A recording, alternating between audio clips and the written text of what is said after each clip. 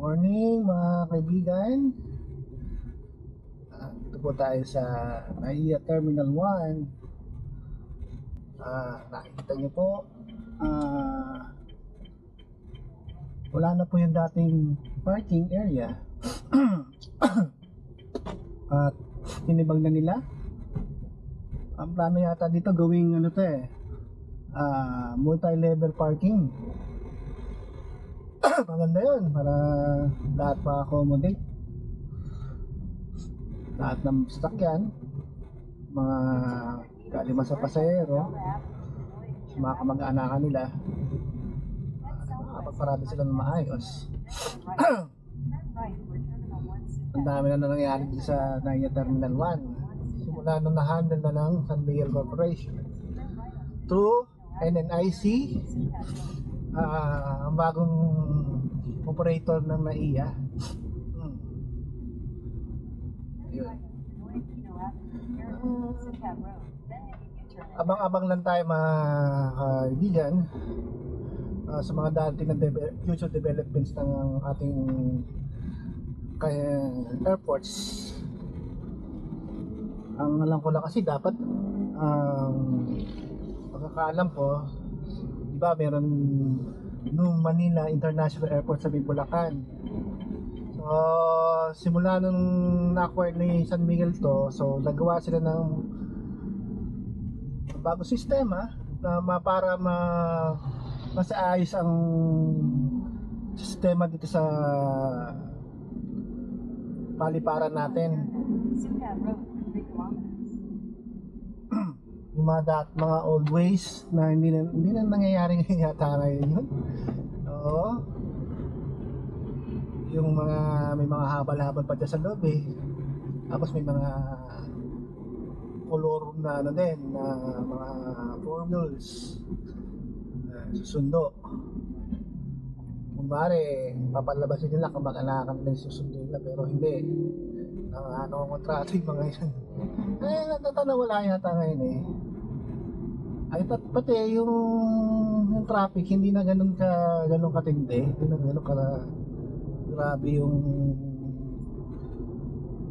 yung bottleneck ng traffic.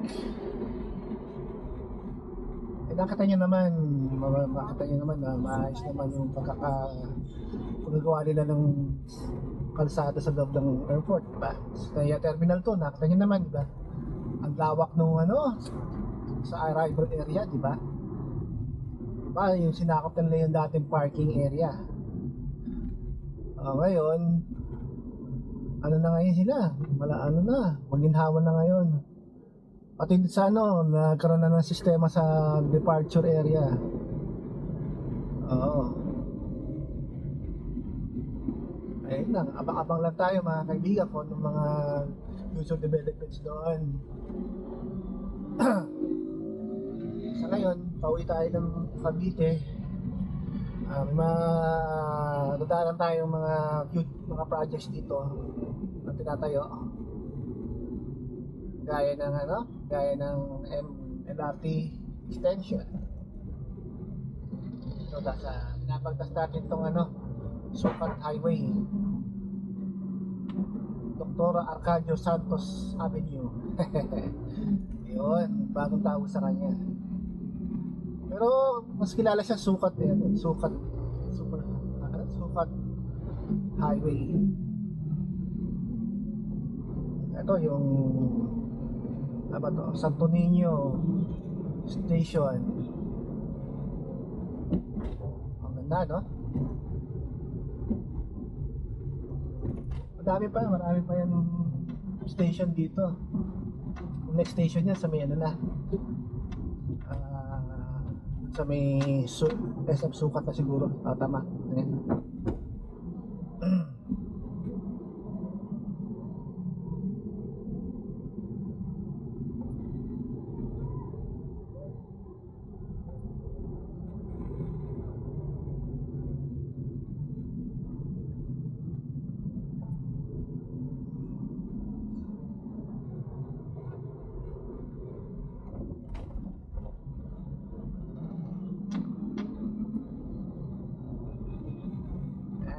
Makita niyo yung pagbaba ng aeroplano. Lapit tayo sa airport area.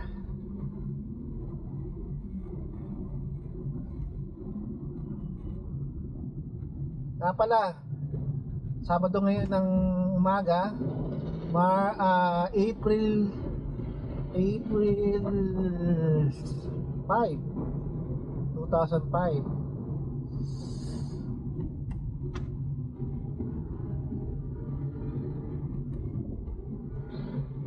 Isang hindi naman makulimlim, pero gloomy weather. Kasi maaga pa eh. Ang time check natin ay 7:20 in the morning.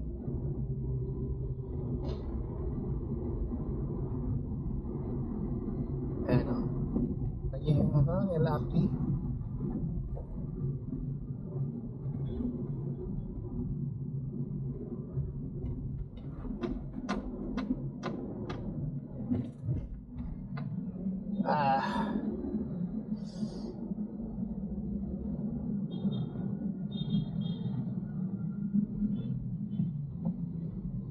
Upal eh, no? Pakaliwa. Pakaliwa yun. Dapat dito kayo sa kanan. Sasakupan nyo pa anay natin. O, diba? Mabait lang tong itong nasa kahunan ko eh. Pero pag ako na yan, di pa paano yan. Di pa lulusutin yung mga yan. Hindi sumusunod sa matas traffic itong mga to.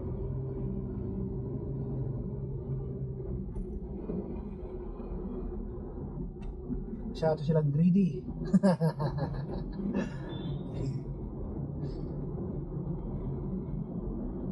Ayan na. Naabot tayo ng traffic, mga kaibigan.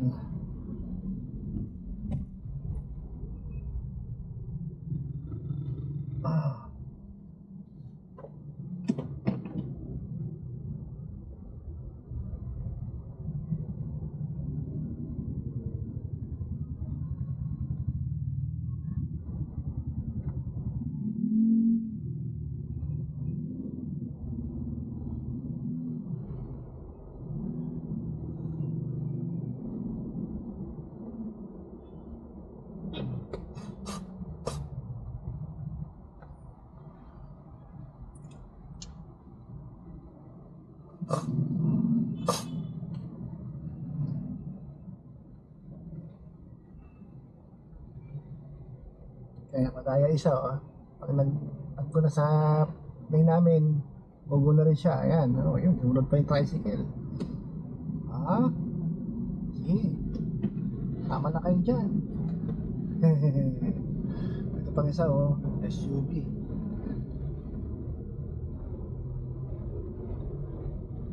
Wala kasi yung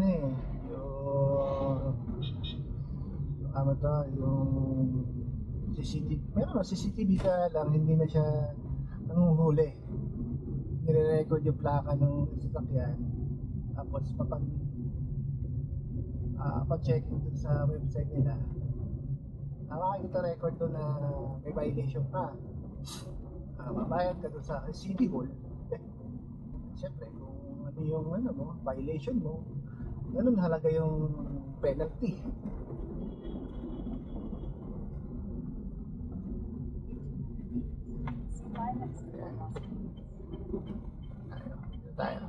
Dito tayo sa LRT. Kaya yung SM Sukat Station.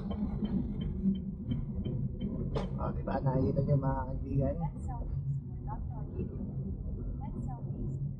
Although di pa ako nakakasakay dyan, tingin ko maganda yung station na yan. Pumulili lahat ng pasahero. Hindi sa mga gawin sa Paranaque. Gusto gawin ng Paranaque ito. Paranaque Park na to. Ayan, sa Las Piñas pa to, no? Nakaparada na yung yung bagon, no? Ayan, may Max Jeep pa. Head west on Carlos P. Garcia Avenue, extension C5.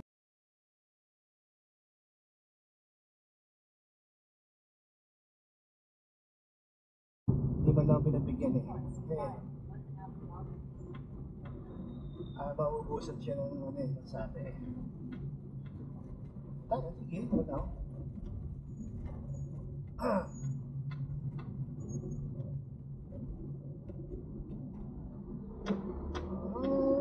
Yan. Tama ako. Imbis na hindi ako apektado ako baka ito mga nag-U-turn. Alam ko, di naman U-turn area yan eh. Kasi ano to eh, may pedestrian lane yan eh. Ginawa nilang U-turn area. Dapat pa-check ng PMMDA itong lugar nito. Na dapat nag-U-turn doon. Wala namang sign na mag-U-turn ka. Ito pwede pa dito? Konting ano lang. Konting kembot lang. Ayaw pa rin ng pumunta doon. Gusto malapit na area na saan sila pwede mag-turn. Nabawal naman pala. Ay. Galit Pinoy no?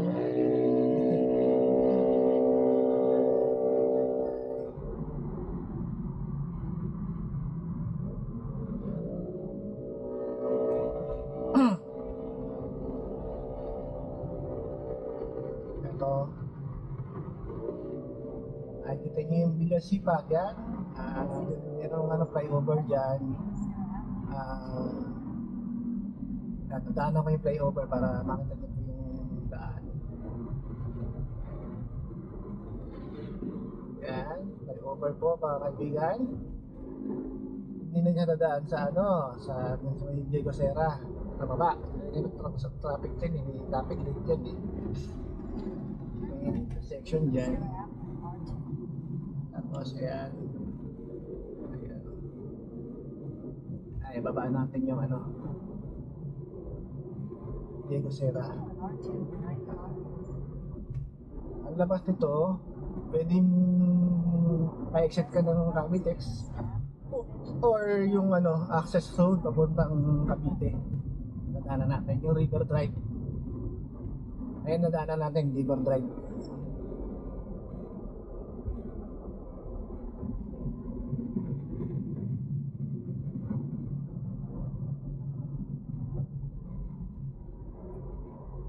Ayun no, yung station ng LRT dito.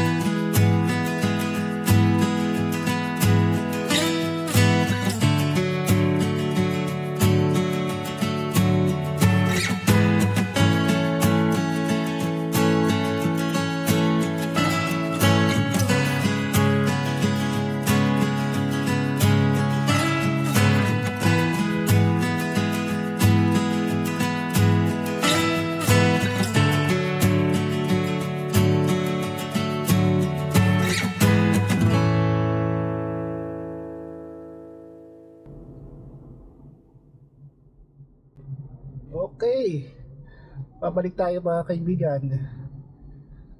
Ayan, nakikita nyo yung project ng Calax. Ayan, tutok sa kano, na Cavitex. Continue for 2 kilometers. Turn right onto Ayan ko lang Carson mabagtas itong daan na to mga kaibigan. 300 meters. Kasi doon pa lang na Soriano Highway. naliko na kagad ako eh. Doon sa kalsadang bago. Ayan, nakikita natin.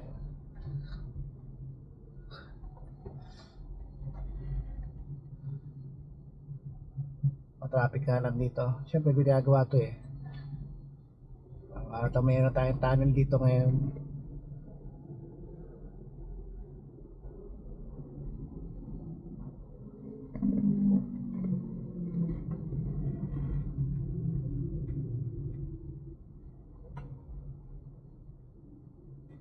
Ayun o. Tibag na yung bahay doon sa may pati doon. Natibag na. Na-acquired na ni Calax. Turn left for Antero Soriano Highway, Centennial Road, then turn left. Pwede natin daanan yung Alapan or Lancaster.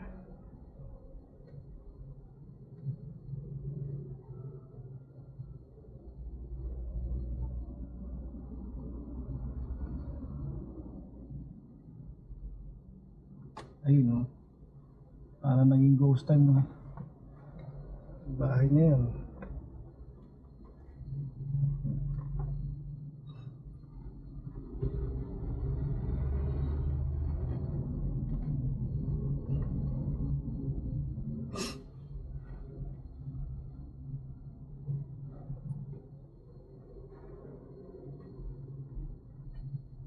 Ayun o. Oh, wala na. Yung bahay wala na. Pati establishment natibag na, natibag na eh, no? Ito pa yung natira tayo. In 400 meters, turn right onto Carsadeng Bago. Ay, pinagbago dito.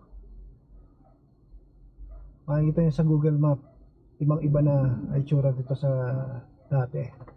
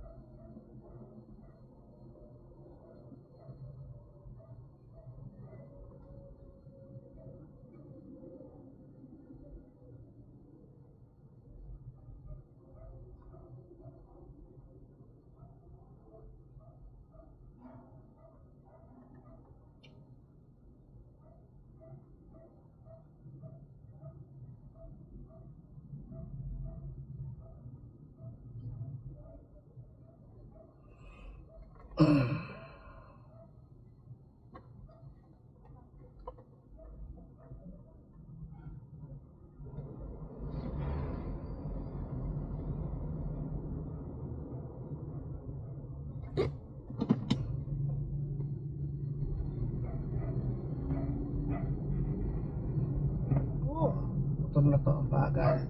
Turn left for Antero Soriano Highway, Centennial Road, then make Saan ba talaga itong motor na to? Buisit na to ba? Saan ka ba talaga?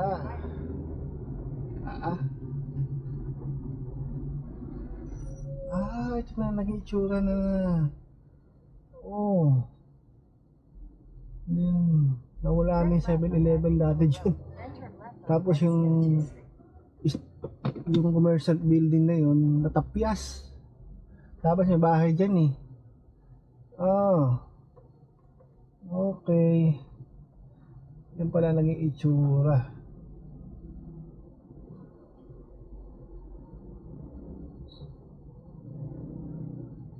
Sige, hindi ko na tayo dito sa Alapan mga kaibigan. Hanggang dito na lang muna tayo. At sa pagkikita uli natin, i-update ko kayo ng mga current project ng ating gobyerno dito sa ating airport natin or sa saan man project na dadaanan natin.